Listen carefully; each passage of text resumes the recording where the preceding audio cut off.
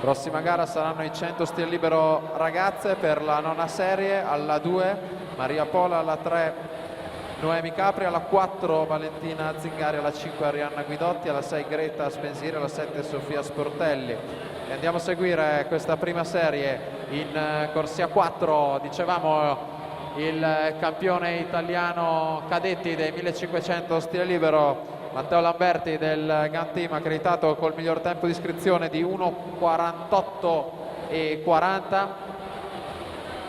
Passaggio ai 50 metri, Marco Lorenzon 26:23, Thomas Ferroni 26:39 e appunto Lamberti 26:40. Il record della manifestazione 1:48:76 di Pietro Schinetti.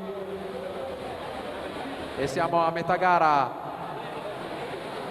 con Matteo Lamberti in testa 55:08, 28:68 per lui, Mattia Lenzi 55:34, 28:57, Marco Lorenzon 55:41, 29:18. I primi 6 atleti nello spazio di soli 92 centesimi, ma è qui che Lamberti allunga nel suo terzo 50.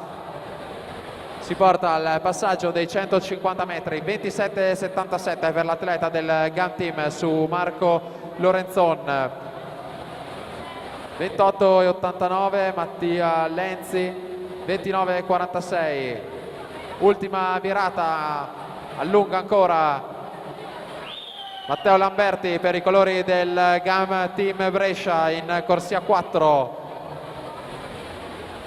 E va a chiudere con l'ufficioso di 1:50:86 per aggiudicarsi questa gara Matteo Lamberti su Marco Lorenzon 1:52:39 e Lorenzo Beretta 1:53:32.